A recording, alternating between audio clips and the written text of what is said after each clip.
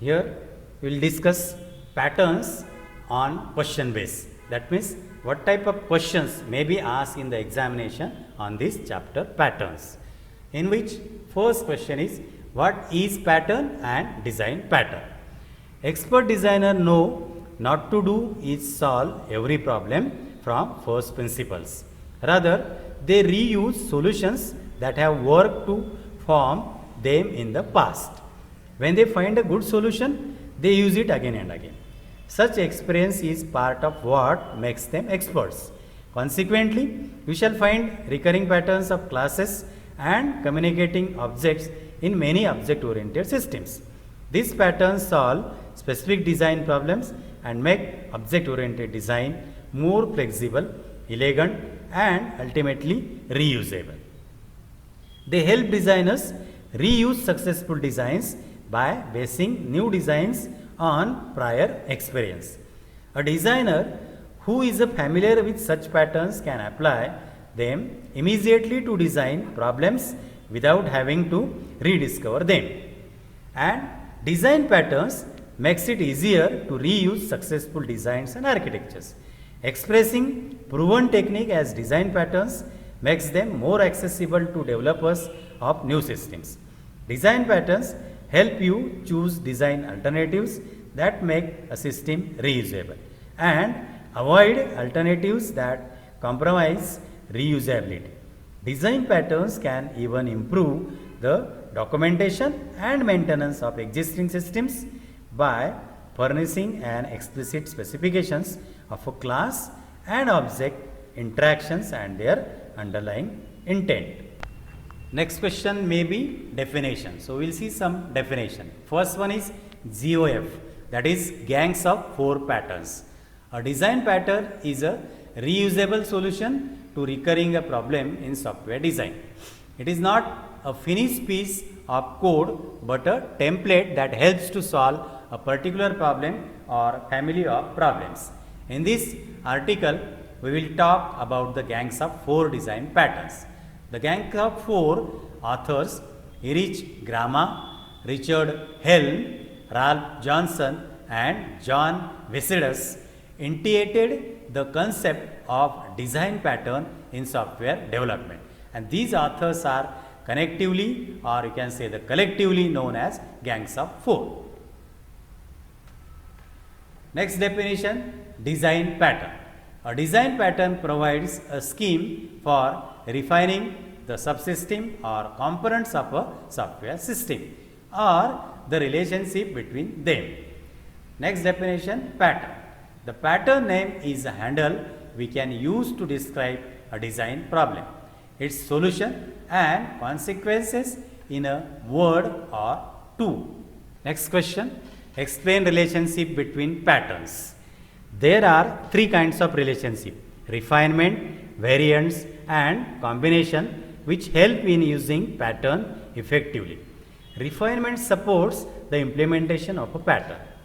Combination help you compose complex design structure, and variants help when selecting the right pattern in a given design situation.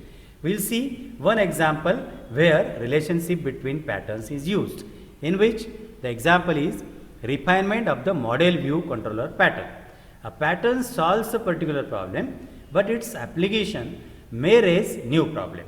Some of these can be solved by other patterns. Single components or relationship inside a particular pattern may therefore be described by smaller patterns, all of them integrated by the larger pattern in which they are contained.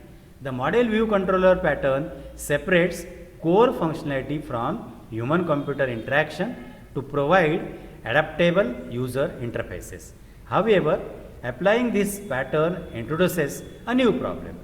Views and sometimes even controllers depend on the state of the model.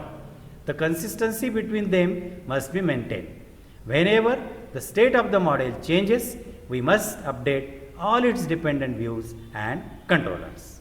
Next question, how design patterns solve design problems, in which first is finding appropriate objects.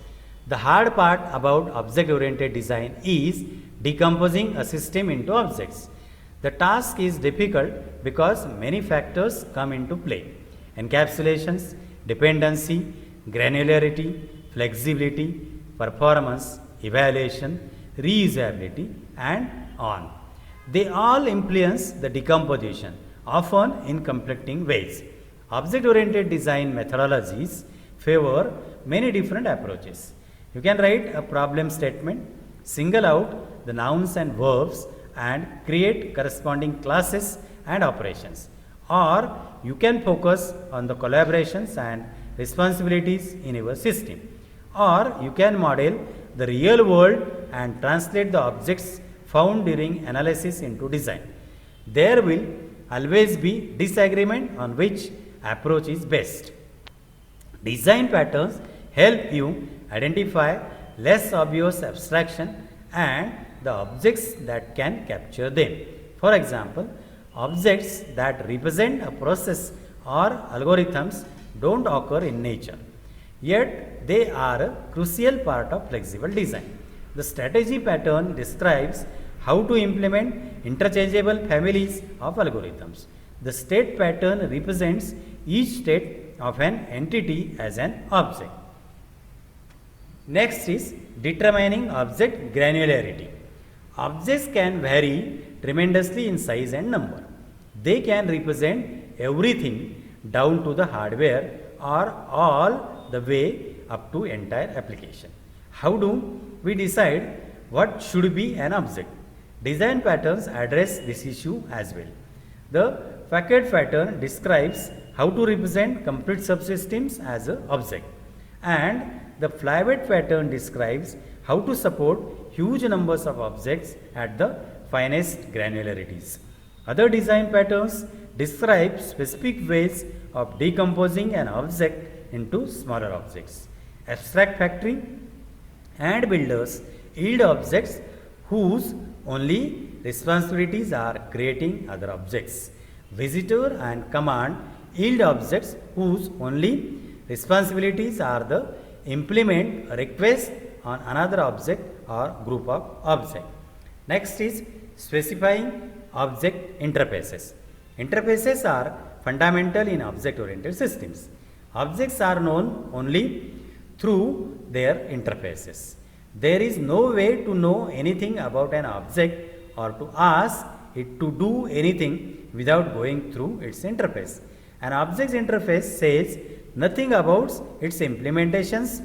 Different objects are free to implement requests differentially.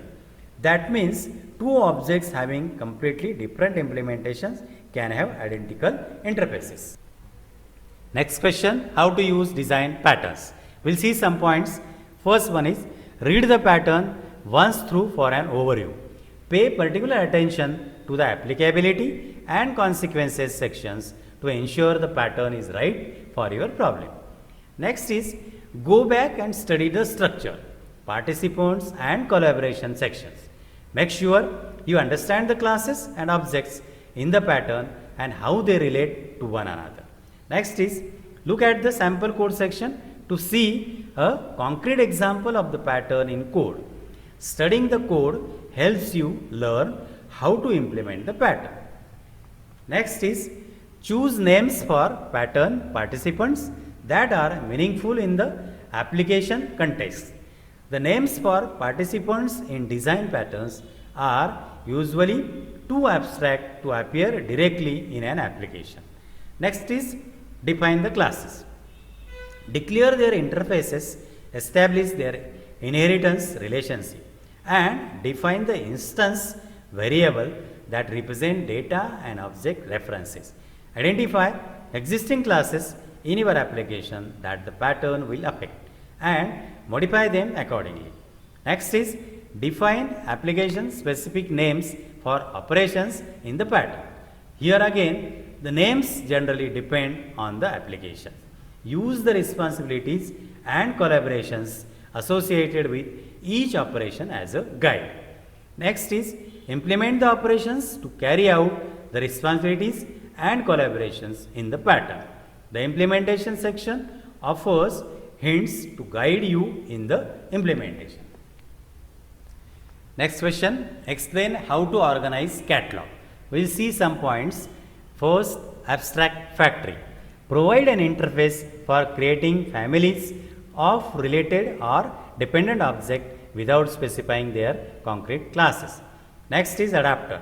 Convert the interface of a class into another interface clients expect.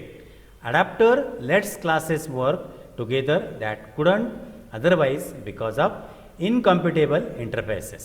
Next is bridge. Decouple an abstraction from its implementation so that the two can vary independently. Next is builder.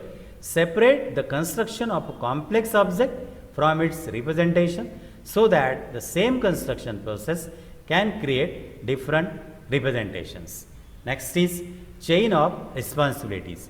Avoid coupling the sender of a request to its receiver by giving more than one object a chance to handle the request. Chain the receiving objects and pass the request along the chain until an object handles it. Command. Encapsulate a request as an object, thereby letting you parameterize clients with different requests, queues or log requests, and support unavailable operations. Composite. Compose objects into tree structures to represent part, whole hierarchies. Composite lets clients treat individual objects and composition of object uniformly. And decorator. Attach additional responsibilities to an object dynamically. Decorators provide a flexible alternative to subclassing for extending functionality. Next is facade. Provide a unified interface to a set of interfaces in a subsystem. Facade defines a higher level interface that makes the subsystem easier to use. Next point is factory method. Define an interface for creating an object, but let subclasses decide which class to instantiate. Factory method lets the class defer instantiation to subclasses. Next is flyweight.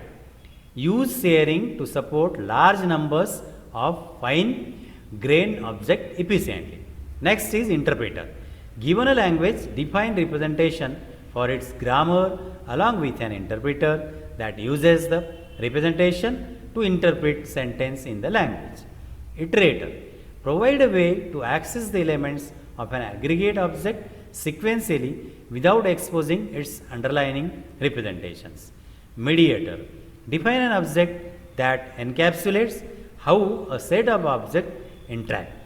Mediator promotes loose coupling by keeping objects from referring to each other explicitly, and it lets you vary their interaction independently.